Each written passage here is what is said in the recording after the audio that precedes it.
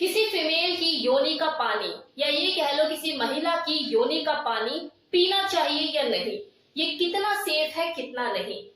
बहुत से लोगों का ये सवाल है जो कि कंटिन्यू मुझसे पूछा जा रहा है और ये सवाल कमेंट सेक्शन में तब से ज्यादा आने लग गया है जब से मैंने ओरल सेक्स के ऊपर वीडियो बनाया था। तो इससे देखो ये बात तो साफ हो गई है कि ओरल सेक्स को चाहने वाले, ओरल सेक्स को करने वाले, वजाइना को लिक करने वाले लोगों की संख्या कितनी है। कितने लोग इसे पसंद करते हैं और जानना चाहते हैं कि अगर हम ओरल सेक्स करते हैं और योनि का पानी अगर हम पी लें तो कोई दिक्कत तो नहीं है।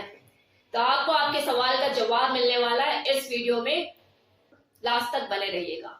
तो देखो, सबसे पहले आप इस चीज को समझिए कि आप चाहे अपनी मर्जी से उसकी योनि का पानी पिए या ना पिए, जब आप अपने पार्टनर को लिक करोगे वजाइना उसकी, उसे प्लेजर फील होगा ही होगा, वो आनंदित होगी क्योंकि वो उसका पावर हाउस है। 8000 से भी ज्यादा नर्व्स का बंडल होता है वहां पे। तो जब आप उसकी क्लिट को प्ले करोगे, अपनी टंग से उसको लिक करोगे, तो उसको सेंसिटिविटी फील होगी और उसकी वजाइना में से फ्लूइड निकलेगा ही निकलेगा।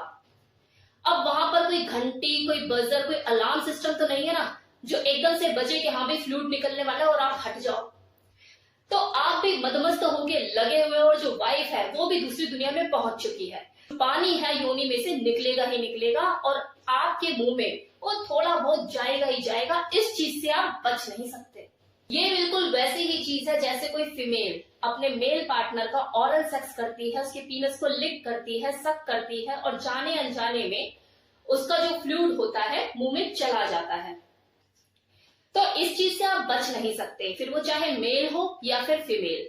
अब बात आती है कि अगर योनि का पानी मुंह में चला जाए या कोई खुद से पी ले, उसका मन है जिसे पीना चाहता है, तो इसके क्या फायदे और क्या नुकसान। तो देखो, इसके ना तो कोई फायदे हैं और ना ही कोई नुकसान।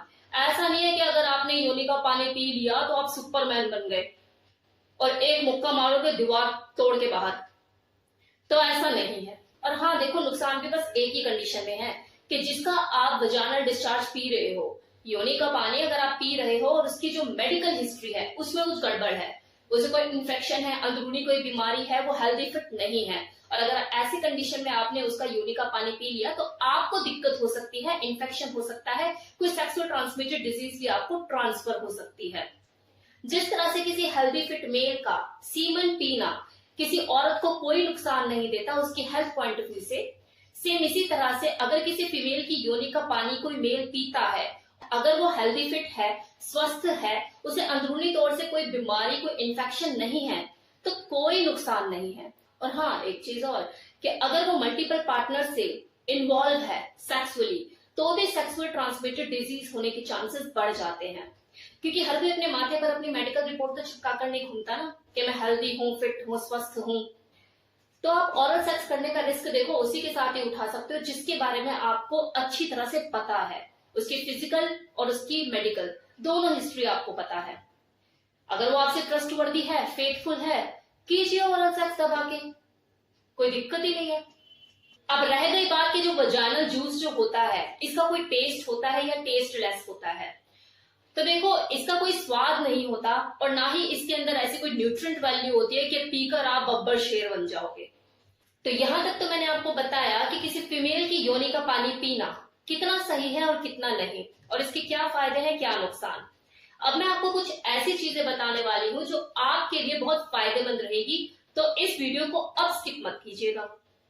तो नंबर 1, जब कोई मेल किसी फीमेल की वजाइना को लिक करता है तो उसकी जॉ की भी एक्सरसाइज होती है। लेकिन हाँ, लिक करने का तरीका होना चाहिए, एक परफेक्ट फॉर्म में चीज होनी चाहिए। ऐसे नहीं कि लबड़ तबड़ करे जा रहे हो, ऐसे ना तो वो स्टिमुलेट होगी और ना ही आपकी जॉ की एक्सरसाइज होगी। अब वो तरीके क्या है वो मैं ओरल सेक्स वाली अपनी वीडियो में बता चुकी हूँ, आप चाहे तो जाकर देख सकते हैं। Now second point, maximum female enjoy करती ही है कि उसकी वजाइना को भी लिक करे, कोई सक करे, इसमें कोई दो राय नहीं है। जिसने आज तक नहीं ट्राई किया उसे पता भी नहीं लगेगा कि इसमें एंजॉयमेंट क्या फील होता है। लेकिन इस बात में कोई दो राय नहीं है कि जो एक बार करा लेती है तरीके से, उसका फिर बार बार मन करता ही है कि हाँ मेरे को कोई वजाइना को लिक करे। लेकिन ऐसा भी देखा गया है कि अगर कोई मेल जिसे पसंद नहीं है वजाइना को लिक करना, अगर वो एक बार कर ले, उसके बाद वो खुद एडिक्टेड हो जाता है। उस आदमी का स्टेट ऑफ माइंड बिल्कुल चेंज हो जाता है। उस वक्त ना तो वो डोमिनेंट रहता है और ना ही सबमिसिव। बस उसका जो मेन फोकस होता है वो वजाइना को लिक करना, वो पॉइंट होता है। और उसकी इस एडिक्शन के पीछे सबसे बड़ी वजह जानते हो क्या है? कि जब वो अपने फीमेल पार्टनर की वजाइना को लिक कर रहा होता है, स्टिमुलेट कर रहा होता है, तो वो जो फीमेल होती है उसको एक जबरदस्त आनंद की अनुभूति हो रही होती है, वो प्लेजर फील कर रही होती है। और उस प्लेजर की वजह से उसके फेशियल एक्सप्रेशन चेंज होते हैं, उसकी मॉर्निंग निकलती है, वो सिस्कारियां भरना शुरू करती है। और जब वो उसकी सिस्कारियां, उसकी आहें, उसकी गर्म तेज सांसें, उसकी आवाजें जब उस आदमी के कानों में पड़ती है, उसकी ऐसे में उसकी जो एक ज्ञानेंद्री होती है, जिसे कानेंद्री भी कहते हैं, ये जागरूक होती है। और जब वो उसके फेस के बदलते हुए हाव भाव, जो उसके फेशियल एक्सप्रेशन होता है, जब वो देखता है, तो इसकी जो दूसरी ज्ञानेंद्री होती है, आंख, ये भी एक्टिव हो जाती है। जिसकी वजह से जब वो फील करता है इन सब चीजों को, तो उसके बॉडी के अंदर एक अजीब सी सेंसेशन होती है। और उसके जो पीनस होता है, उसका जो जेनिटल होता है, उसमें एक हार्ड इरेक्शन वो फील करता है।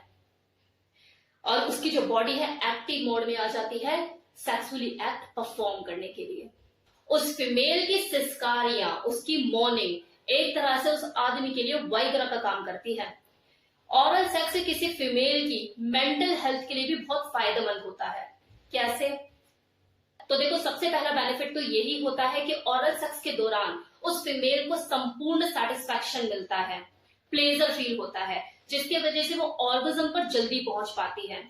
अगर उसको राइट वे में करने वाला कोई हो, तरीके से उसकी क्लिट के साथ टंग प्ले करने वाला हो, स्टिमुलेट करने वाला हो। दूसरा बेनिफिट, एक संपूर्ण सेटिस्फेक्शन मिल जाने के बाद उसके अंदर एक पॉजिटिव फीलिंग आती है, माइंड भी रिलैक्स होता है और एक अप्रिसिएशन की फीलिंग उसके अंदर जागती है अपने पार्टनर के लिए। उस वक्त उसके अंदर ये भावना जन्म ले लेती है कि मेरे पार्टनर ने कितना कुछ किया मेरे लिए, और वो कहीं ना कहीं मेंटली प्रिपेयर हो जाती है फिजिकली इंटीमेट होने के लिए, एक बार नहीं बार बार होने के लिए। और उसके अंदर ये ख्वाहिश रहती है कि एक बार और, एक बार और एक बार और, कि वो कौन सा दिन आएगा जब मैं दोबारा फिजिकली इन्वॉल्व होंगी अपने हस्बैंड या अपने बॉयफ्रेंड, किसी के भी साथ, मतलब जिसके साथ वो इन्वॉल्व होना चाहती है। उसके अंदर ये फीलिंग आती है खुद से। अब लास्ट में एक $1 मिलियन वाली बात करने वाली हूं, ध्यान दीजिएगा। कभी भी किसी औरत की जरूरत मत बनो, हमेशा उसकी ख्वाहिश बनने की कोशिश करो। क्योंकि जरूरत तो देखो पूरी हो ही जाती है ना, ख्वाहिश ही पूरी नहीं हो पाती। अगली 10 के साथ कर भी लेना अपनी जिंदगी में, तब भी यही बोले यार उसकी बात कुछ अलग ही थी, पता नहीं ऐसा मेरी जिंदगी में कभी कुछ होगा भी या नहीं। आपको पल पल याद करे, तो उसका ये सोचना कि पता नहीं ऐसा कभी होगा या नहीं, ख्वाहिश बन गए हो आप उसकी। और वो जो 10 लोग आए गए वो सिर्फ जरूरत थी। तो कैसा लगा है वीडियो, बताना मत भूलिएगा। Thank you so much.